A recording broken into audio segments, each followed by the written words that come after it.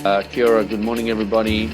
Welcome to Friday morning. Welcome to the FSC Connect and a very warm welcome back to our Get in Shape program and in particular our special guests today, Sharon Corbett from MBIE, John Boddicker, Derek Grantham from the FMA and Angus Dale-Jones from the Code Working Group. This is an awesome session and one which we've been eagerly anticipating, I must say, because if we think about what we've been trying to do through the Get in Shape program, ably led by Mark Benisovic and the Advisor Transition Working Group, is to try and help steer and navigate the sector and help shape decisions that people are making on a daily basis around what kind of business, what kind of license, what kind of structure, what kind of focus, what kind of client base, and so on. And so in that context, this is not a one-off session. See this in context of the many sessions that we've run. So the purpose of today is basically get a lens from our guest speakers about where are we at? What are some of the big issues facing us? A little bit of commentary on some of the bigger issues of the day. And of course, we're living in a COVID world. And as we said before we came online, how blessed we all are that New Zealand is as back to normal in the new normal, where the pandemic is raging and re-raging in places, particularly across the ditch, but certainly globally. So we should count our blessings on this Friday morning. And on that note, again, a special welcome to our special guests. The way we're going to run today, folks, is Sharon will open the batting. Each speaker will get 2 to 5 minutes just to set the scene from their perspective. We'll then have a discussion and totally encourage at the bottom of your Zoom screen a chat bar and a Q&A bar. If you have any question on anything, just let us know and we'll try and respond to that as we go. We are live, we are being recorded, so this will be available afterwards. So without further ado, Sharon Corbett, many thanks for joining. Over to you. Awesome, thanks Richard, and hi everyone, and thanks so much for tuning in this morning. So you might have seen MB release some new information in the past month about the financial advice regime. So I'm in particular going to use my 5-minute slot to do a really quick overview of the disclosure requirements because that's the latest new thing to come out. Just firstly, 2020 has obviously been a very different year to what any of us expected it to be. And I know that you all have been really busy helping your clients through their financial worries, and going forward, you'll be helping them adjust to the new economic realities, even if New Zealand has so far come out relatively unscathed in the COVID sense. So I know that the financial advice industry and the financial sector more generally will continue playing a really important role helping New Zealanders to make informed decisions through this uncertain time. And in parallel with all that, you're making adjustments and preparations to your businesses in order to get ready for the new regime. So it's a really challenging time and a really important time. So in terms of where we're at with the new regime, last month we released the new disclosure requirements and we announced the start date for the new regime, which was pushed back due to COVID. So the start date is now the 15th of March next year. I know you've been seeking certainty on these matters, so I hope that that will help you with your preparations. So just quickly onto disclosure regulations. I know some of you will have been through them already with a fine-tooth comb, which is great. For those of you who haven't, I'll give a 5-minute overview of how the disclosure requirements work. Just firstly, that the new disclosure requirements really are a shift in approach. So it's a bit of a mindset change away from having a prescribed form where everything, the exact wording, the exact format is prescribed in law and that you hand over up front. And the problem we heard with that approach is that it leads to really legalistic disclosures. And obviously, if you're giving every client the exact same information, just with a different box ticked, chances are it's not going to be overly helpful in terms of giving your client exactly what they need to know in their circumstances. So instead, the new regulations are about telling you the kind of information you need to provide and some points in time when you should provide it, but giving you a lot more flexibility so you can work out what are the exact words in the exact format that make the most sense for you and your clients. So I've got just one slide to illustrate these new disclosure requirements. Thank you, FSC, for making the technology happen. Nice work. So, as I said, instead of a full upfront prescribed disclosure, there are instead different points in time when you have to share the information with the client. So firstly, the regs require information to be disclosed on a financial advice provider's website. The idea is to give consumers access to general information that's going to help them find the financial advice that will meet their needs. So this will include, for example, the types of products that the provider can advise on, and an explanation of when a client might need to pay for advice, for example.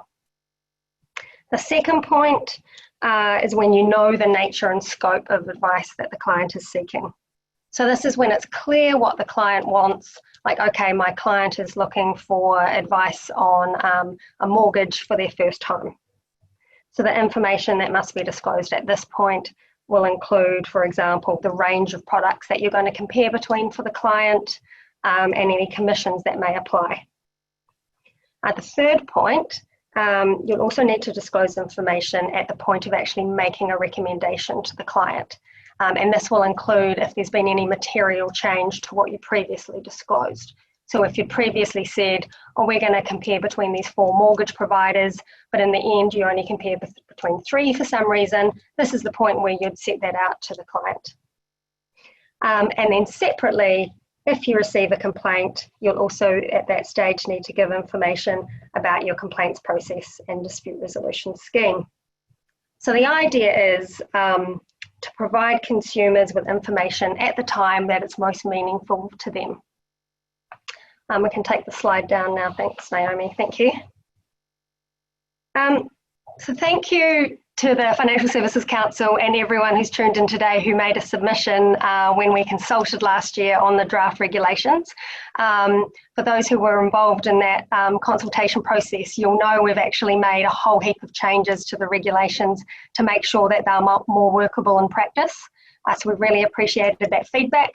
So just to give you a flavour, we have removed the requirement that each and every disclosure you have a record kept of each and every disclosure, because it was pointed out that that was going to be unworkable in certain situations. There are just a few rules about how disclosure must be given. So as I mentioned, there's a lot of flexibility, but there are a few basic rules. So disclosure can be verbal. It doesn't necessarily have to be a form in writing. But if a client requests something in writing, then you have to provide that. And whether it's in writing or not, you need to think about how to make that disclosure as clear and concise and effective as it can be. So that is a uber quick run through of the new disclosure requirements. There's a lot more information on the MBIE website, and I'm sure much more guidance will be coming out in due course from various parts of the sector. I'll now pass to the team from FMA, John and Derek. Hey, thank you, Sharon, and to Richard for organising the call. So a very happy hello to everyone. And actually, Sharon, a shout out to you and your team. So thank you for the update on disclosure. And I know that many people, of course, say disclosure is a very important element of the new regime, and they're right.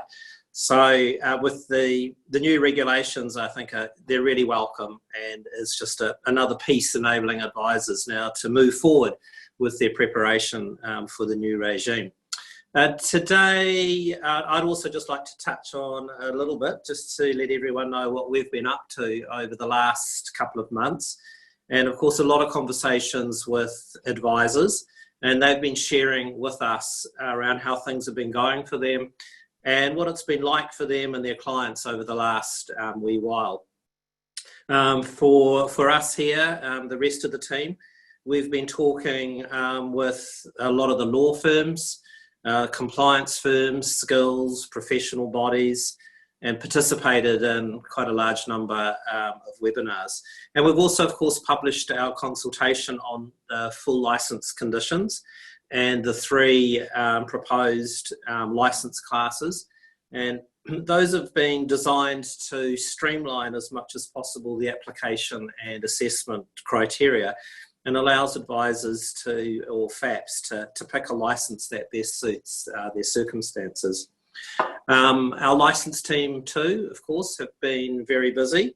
And so far we've granted just over 900 transitional licenses. And we keep where applications are still coming through on a daily basis, which is really good to see. You've also told us within those 900 license applications are 300 authorised bodies, and in total just over 6,800 financial advisors.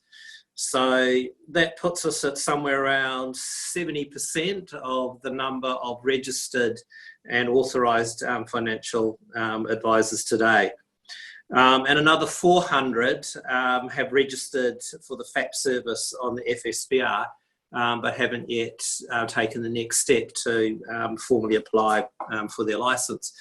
And just on that, I happened to have a call the other day from an advisor. It was a non-licence sort of query, but as you'd probably expect, I did get around to asking how their licence application was coming along, and quite proudly they'd said that they'd received confirmation of their licence. So I had a quick check with our licence team, and no licence application had come in. So on checking back with the advisor, he'd actually got a notice back from the company's office that he had successfully registered for the Faps service. So within probably 2 or 3 hours later, the licence team came, tapped me on the shoulder and said they just received that applicant's, his application had just come through. So again, an example that says the process of actually applying for the licence is really quite straightforward. So any of you on the call today, if you're one of those sort of 400, could you just have a check back into your process and just see sort of where you are? Because come the 16th of March, I don't think you're going to like the experience, particularly if we're rapping on your door to start to think around you may be operating without a licence. So if we've got any compliance people on the call today as well, sort of appreciate then if you could sort of check in with your people as well, just to see where everyone is. So when we have a look and add all the numbers together, we actually have around 1,600 firms who have either made a decision, or they certainly are well on their journey around what their future is going to look like. When I also have a look at the charts and sort of have a look at the number of nominated representatives that are attached to those 900 licenses so far, that's 8,700, and I add that up with the 6,800 of the financial advisors. My math's right, that gives us about 16,000 advisors who are actually ready, who are engaged and really quite enthusiastic about what I would call personal touch financial advice, continuing to dominate financial advice of the future. And the other thing to look at as well is smaller Faps. So 46% of the licensees so far are single advisor firms. So that tells us that small firms are not fading away, as was predicted by some commentators when the reforms were first introduced. So good on you. So many advisors I've spoken to, and particularly through COVID, they remain really very, very bullish around the long-term success of their businesses. And the team here, of course, at FMA are here to help. So no matter what your business structure is, if you're a single advisor or multiple advisor, or you are what's called industrialized, we want you to succeed. And a good example of that are the classes of license that are currently under consultation. So just on that, we'd really love to hear from you around the proposed standard conditions for full licenses, and as I said, the ideas behind the 3 license classes. And that feedback is due by the 7th of August. So once we receive the feedback and we've assessed and analysed that and all the comments that you have, We'll then be looking to release the full licensing application kit and the process that sits behind that. So you'll likely see that within the next couple of months, as I said, following the August deadline for feedback. Just also want to acknowledge the sector and the approach we've seen with FSLA so far, which seems to have been a very sensible approach, and advisors are taking the time they need, I think, in their decision making, and they're being quite thoughtful around their futures and analytical and critical when they need to as well, as you would expect. And as I said, many who are putting a lot of effort into their client care over the last few months, which of course has come with its challenges as well. But I'd really just like to make sure, and please don't forget, to also put the attention you need into getting your business in shape and ready. So just on that, I'll just wrap up. I think we're probably through my sort of 5-10 minutes or so. Just to say, New Zealand really needs your services more than ever. So keep learning, stay ahead of the curve. Financial markets are moving faster and faster these days, and as is everything to do with the environment in which we operate, as is technology. So through change comes opportunities, and I think there are many opportunities for all of us ahead. So just on that, just like disclosure, the code, of course, is also a very important element of the new regime. And obvious is that you sort of need to read the code and think about how you'd apply the standards sort of moving forward. There's nothing better than also hearing directly from the code working group. So on that happy note, I'll hand over to Angus. Thank you, John. Thank you, Richard. And hello, everybody. The code, unlike the other two parts of the regime, hasn't changed at all in the last 15 months. So there's not much that I'll say today that you won't have heard before. But I do want to touch on a couple of aspects of the code that might be helpful at this stage in the lead up to the start of the regime.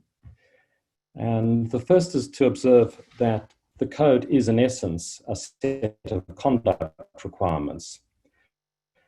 But unlike the former regime or the current regime, this new regime applies those conduct requirements at more than one level. It applies it to any individual giving advice, but it also applies it to the financial advice provider, normally the business.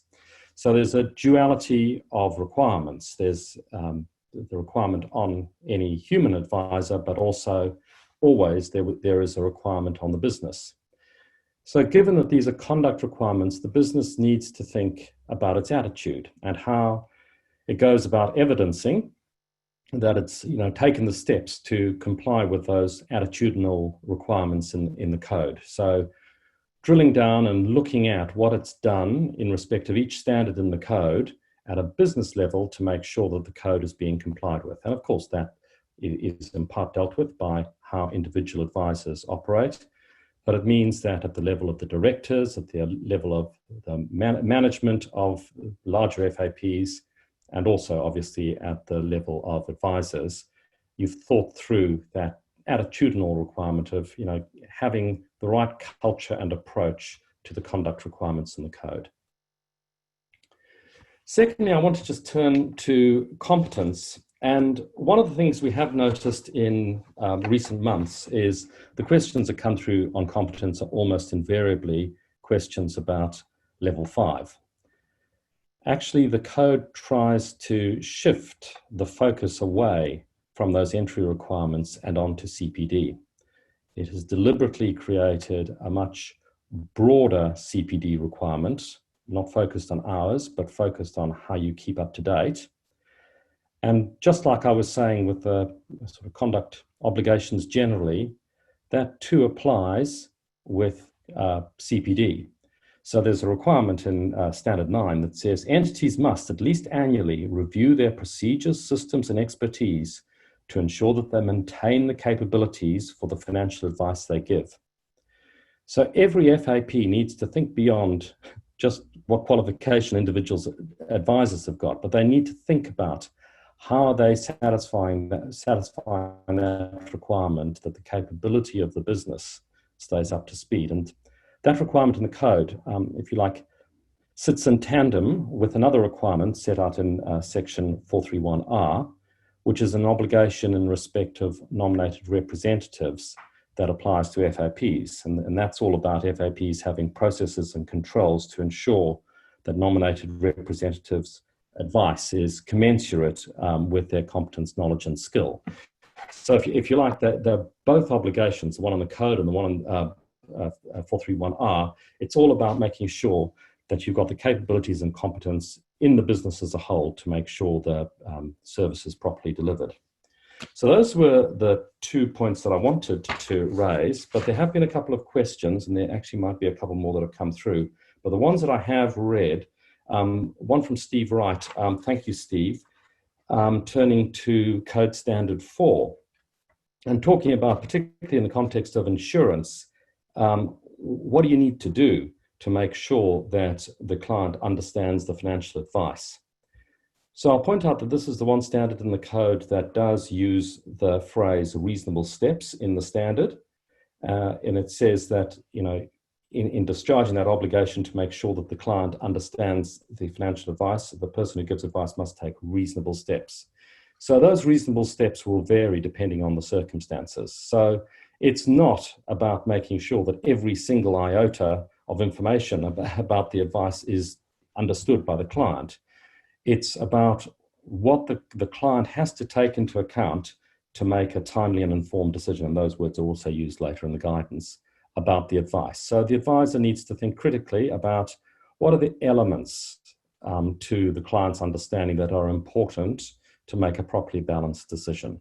So Steve, thanks for that question, and I'll be happy to take follow-up points. Kim Gabbaty's asked a question about financial planning and whether we're going to come out with more guidance on financial planning. And I think, Kim, you addressed the question more broadly than just to the code.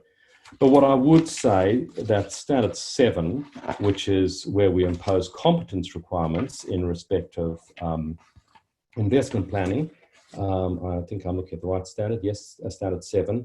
It does, the commentary makes it clear there that that is an interim standard, that standard that the code working group will, or code committee as it will become, will return to at some stage.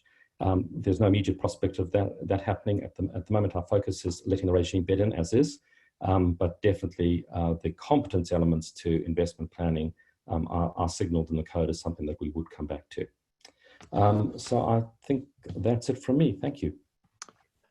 Well, thank you all, and thanks for the questions. There are a heap of questions coming through. I'm going to try and get through a bunch of them. I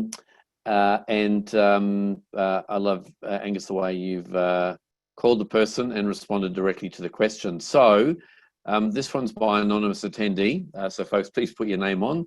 And I'm not sure, John and Derek, or to Sharon, probably to the FMA team, can an advisor join two FAPs that offer different services? How do they disclose that? And do they have two different disclosure statements? Hey, good morning, Richard. I'll make starting comments on that. And I think that the answer is yes, a financial advisor can belong to more than one FAP. And on our website and MBIE's website, there is a fact sheet that sets out some of the thinking around, or some of the things that you need to be thinking about if you're in that situation where you're a financial advisor belonging to multiple FAPs. So yes, you can do that. And I think that's a really good question, though, about the disclosure, because certainly there will be a disclosure aspect to think about, because the nature and scope of the services that you're disclosing could certainly be different, given there's two different types of services involved. And so that does create a practical thing from a disclosure perspective that the advisor needs to work through. But of course, there are other things around disclosure that don't change, the sort of things that you're disclosing generally that are on your website and so on. But perhaps others might have some thoughts as well. Yeah, no, absolutely right, Derek. The other thing, of course, to remember is you are then being engaged by two different financial advice providers. So it's the financial advice provider who, of course, has the obligation and also responsible for the advice, that you're giving on their behalf. So again, when it comes to disclosure, you're needing to be able to disclose, it is said, who the license holder is and the details attached to that as well. So I think we need to be practical about these things as well. So we're just going to need to work together with each other just to really understand the practicalities and, how disclosure is going to work within those the circumstances. But technically, yeah, there are two streams of thought, and you need to apply thought to both of those.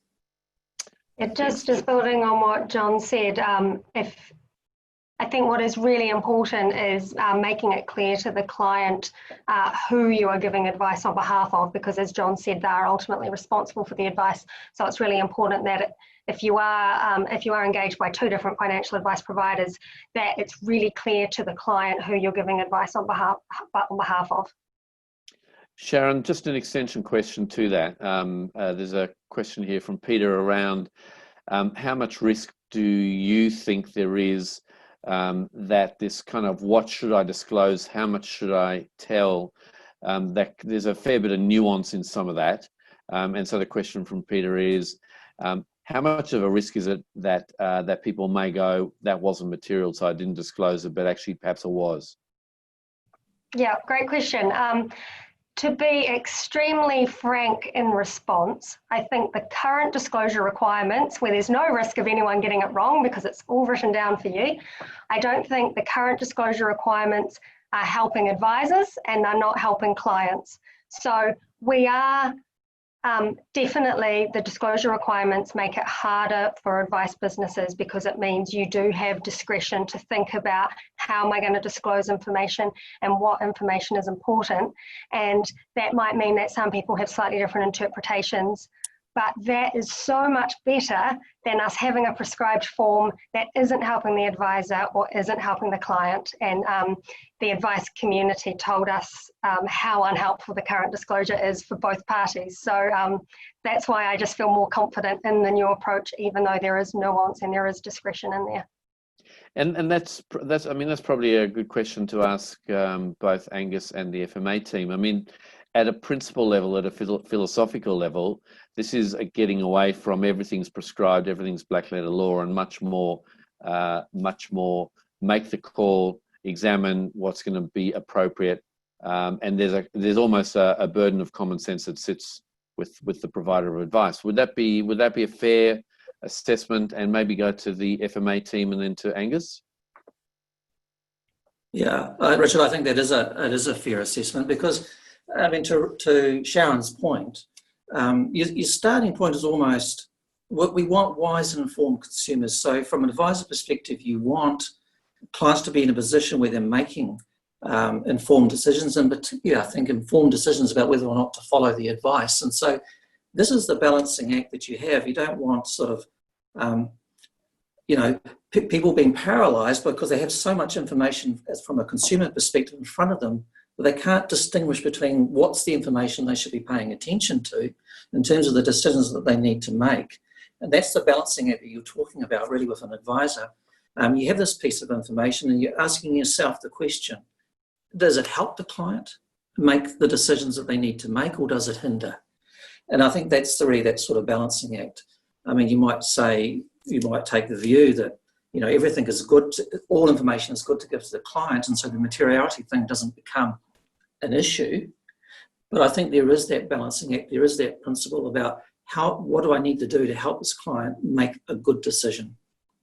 And that's a professional judgment thing. Great, thanks, Derek. Great comments. Angus, anything you want to add to that? What I'd add to that is conduct by its nature is something that evolves over time, and that's one of the reasons that the code isn't part of the legislation itself. The code is enabled by the legislation and given the support and enforcement of the legislation, but the code is set in a mechanism that can be reviewed in an ongoing sense and updated where consultation demonstrates that it needs to be updated. So there are elements with conduct that where standards change over time, or what people believe is in the best interests of consumers and the best interests of industry generally, needs to advance over time. So some examples of that, it's understanding how accountability is taken for the different aspects of the code. You know, what's happening at the board level, what's happening at the management level, what's happening at an advice level. It's looking at how risks and opportunities sort of feed back into good conduct, and you know, how that leads to change over time.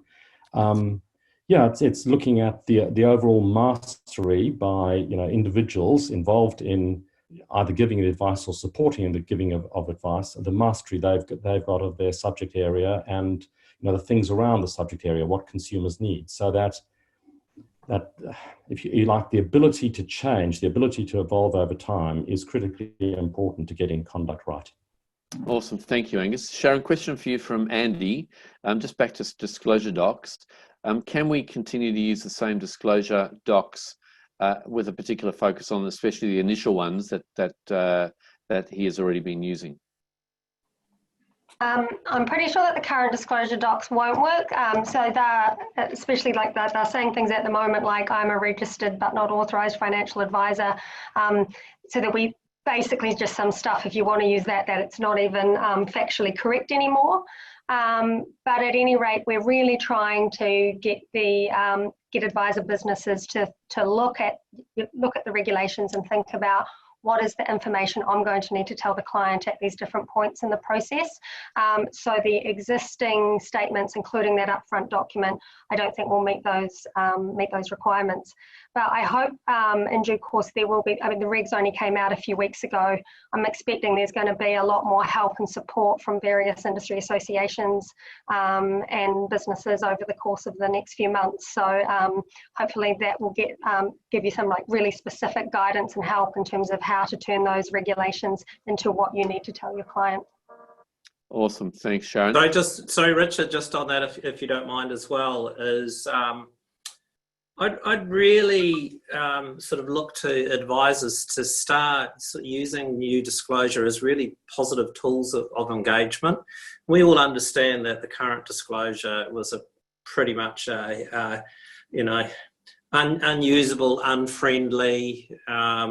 The unfortunate advisor that I went to see a little while back, who started the conversation by apologising for having given me this lump of stuff to read. Well, guess who got a lecture back for that one?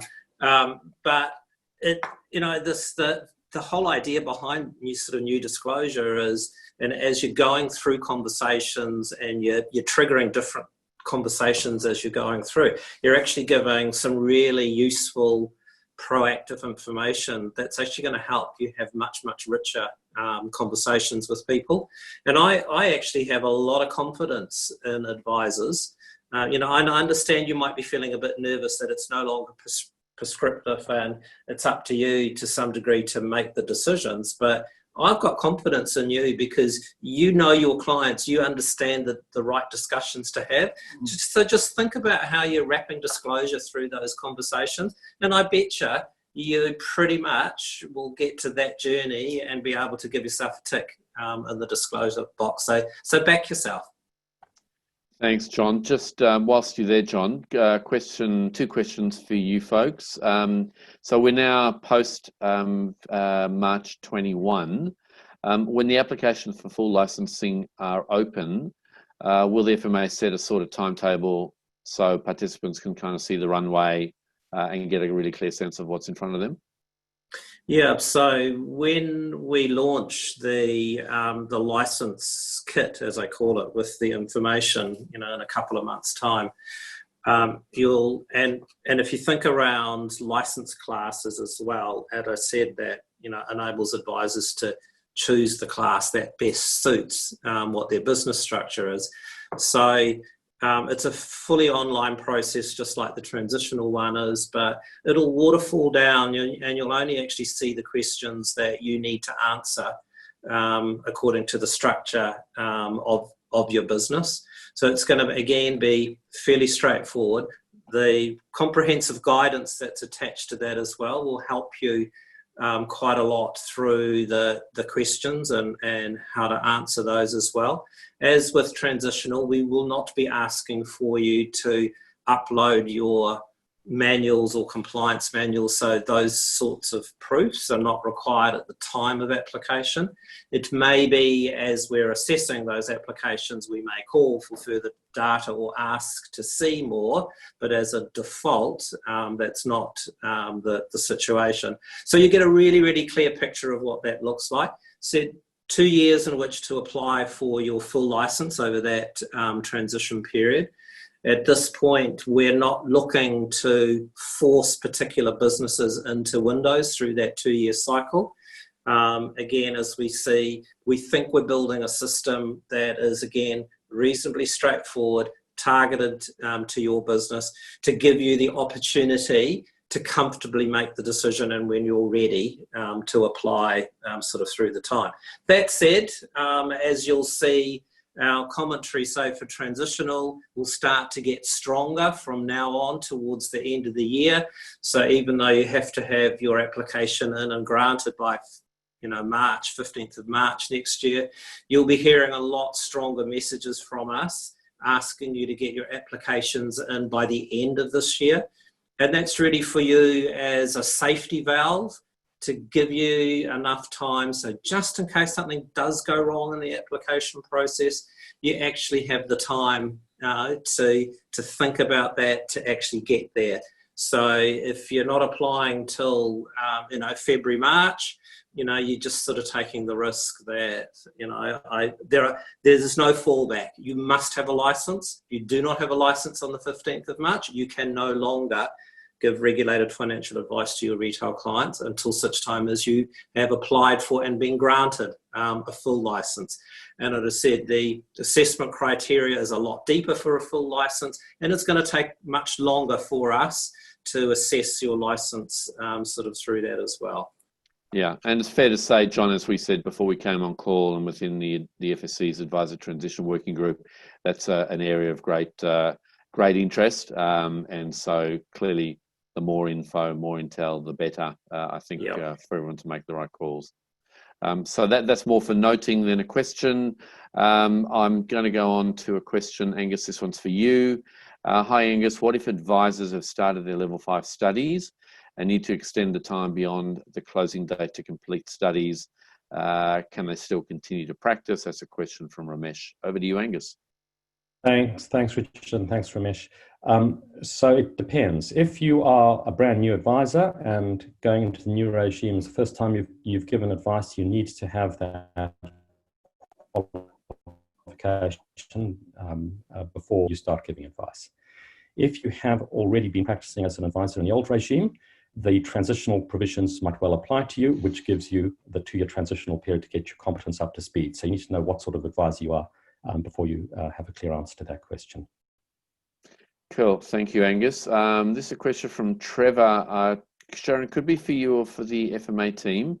Is remuneration disclosure to the client in respect to the FAP or the authorised body or the financial advisor?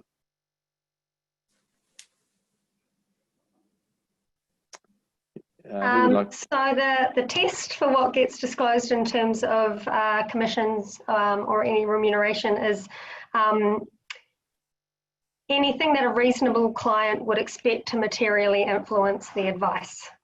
So again, it's asking you to think about is this remuneration, is this payment likely to impact the advice? Would a reasonable client think it would influence the advice, and therefore to make your disclosure decisions on that basis?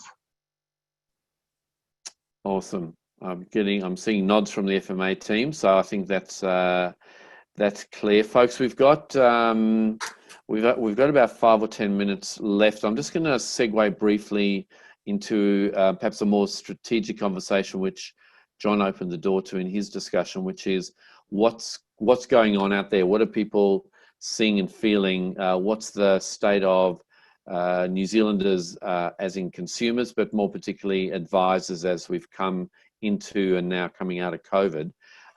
John and Derek wondered if you wanted to open the batting on that conversation, given that you've been around the traps a fair bit over the last number of weeks. Sure. Certainly our conversations with advisors around the degree to which, you know, they've been engaged. And I think it's gone through that bit of a cycle first of the initial crisis and, you know, and sort of getting up to speed with exactly where customers were you know, how things were feeling for them sort of personally as well. But I think it's moved quite quickly. So I look at it almost as it's the economic bridge that has come from COVID-19 and the crisis itself. And as that sort of fed into the response that we've seen from market, right across the board, and markets generally have bounced back, I think, much quicker than any of us would have thought. You've got the mortgage market, which is pretty hot, sort of at the moment as well. So is the investment market. We've seen, I think, a lot of, you know, across generations, different responses.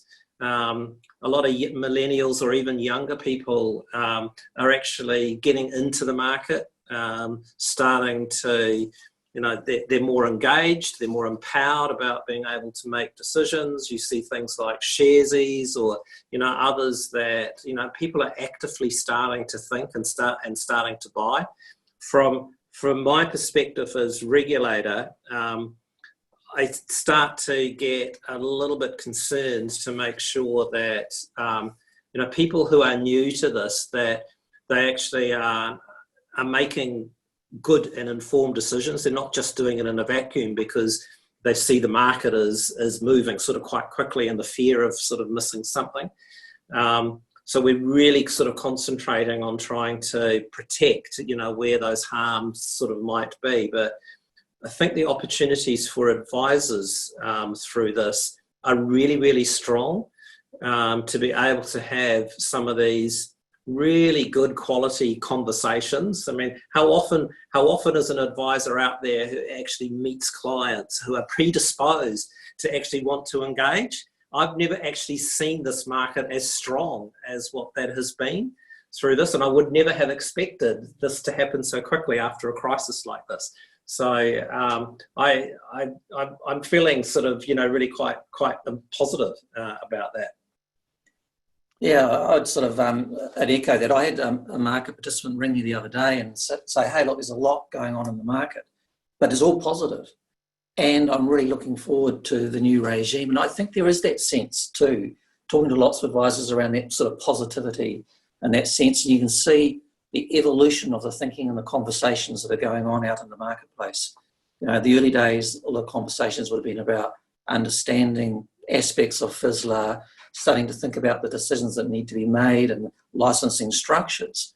But now more and more questions are heading towards advisors not only working in their business, but now wanting to work on their business. So they're now starting to think a little bit differently. So, you know, I think to me, it's absolutely fantastic to see so many single advisor businesses, because there's a competitive advantage in that, in my mind, which is simply you can be responsible. You're not part of something bigger, so you can be more agile. You can adapt, and you can move much more quickly, more nimbly in the new environment, which is an environment that is rapidly changing. And I kind of see that advisors are starting to embrace that and starting to think about their business itself and how it operates and how they can build more effective and efficient operation, and starting to have some really interesting conversations around the approach to duties and obligations. And so, you can see duties and obligations as a weight, as something that is a barrier that pulls you back, that's holding you back, or you can see it as something like a guiding light, a magnet that pulls you forward and shows you the direction and the way to go. And you're starting to see more and more advisors thinking in that way and starting to think about their obligations and starting to break them down and think about what good looks like for their business and how can they adopt a learning mindset in what they're doing. So how can you look inside your business and look at what is happening, what is learning, are you getting the outcomes that you want, and then looking external to the business, and what is the sector learning, and embracing that learning mindset in their business. And so I think we're seeing an evolution in thinking. That's great, guys. Yeah, I think, anytime reg change turns up, as I've ever seen it in many years in the marketplace, there's always a reaction, and the strategic response ultimately becomes, the business model, the business type, the client type, the offer, the service proposition, and so on. Lots of opportunities in that one. Sharon, did you want to make any comments on that particular broader topic?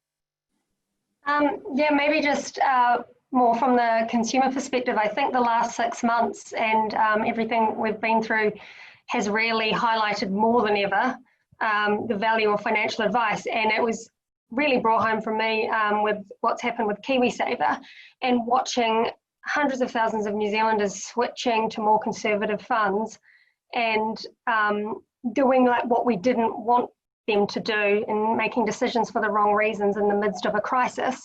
And yet I've seen survey results that show that those people who were getting financial advice were making more informed decisions and were feeling more confident about the future and the fact that markets would bounce back and were staying the course and that kind of thing.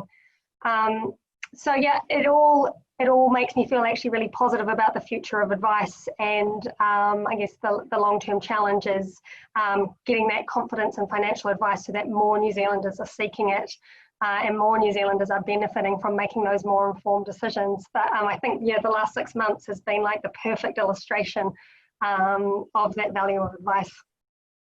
Thanks, Sharon. And just staying with you briefly, and then we might just go around the panel for some final closing comments at 10:48. Sharon, just briefly, obviously MBIE is responsible for pretty much all of the financial services reg and change coming through. There's a fair bit coming and still on the table, and obviously that's against a backdrop of an election campaign coming through. But we've got KiwiSaver default reviews coming up. There's the COFI response and the select committee response. Can you maybe just make a couple of comments on some of the other initiatives happening in your very large portfolio? Yeah, absolutely. One thing I'll say up front, I know there really was a good, strong response, I think, when COVID hit in terms of looking at the impact that all of this reform was having on the sector and looking to move dates around, including moving the FSLA date out to 15 March in response. In terms of the Conduct of Financial Institutions Bill, I can't say much about it. It's in select committee, which means I'm not allowed to talk about it. Parliamentary privilege applies. But what I would say about that is that that bill really is about holding others in the financial sector to those similar standards that FSLA is holding financial advice to. I know we're aware there have been concerns about the impact of that legislation on financial advisors and whether it leads to duplication. So we are aware of those concerns and working through them. So just to give that reassurance. Yeah, that's it from me. Cool. Thanks, Sharon. That's awesome. Folks, in closing, maybe closing comments starting with you, Angus. We were going to be in the new environment as of now, but obviously that's been pushed out. Angus, outlook, what's your hope for what happens post March next year? What's your sense of the marketplace, how the code will land, and outlook? Well, I suppose just recapping on what I had said earlier, I think it's that attitudinal change and realizing that the new advice regime is not just about advisors, it's about advisor businesses. So demonstrating your attitudinal change to good conduct and treating your customers fairly is absolutely critical to the new regime, and that needs to be ready to go day one. So there's work that has to be done now in the lead up to that. The only other point that I'd make, just reflecting on the bit of commentary over the last 5 minutes or so, is digitization. If COVID has done anything, it is show us how quickly we can start to use digital media to do stuff that we never really thought of using digitization for previously. And that's more than just Zoom meetings and offering services over the internet. It completely re-questions where intermediation is necessary and how intermediation is used. Now that's going to have a profound effect on the advice market generally, and obviously it will have knock-on effects to how the code is structured. There was actually a question that we didn't get to about, is there going to be any more detailed provision about, online and digital advice in the code? And we deliberately worded the code not referring to the different channels of advice to allow it to be flexible and to allow it to cater for some personalized, some digital activities within one advice transaction.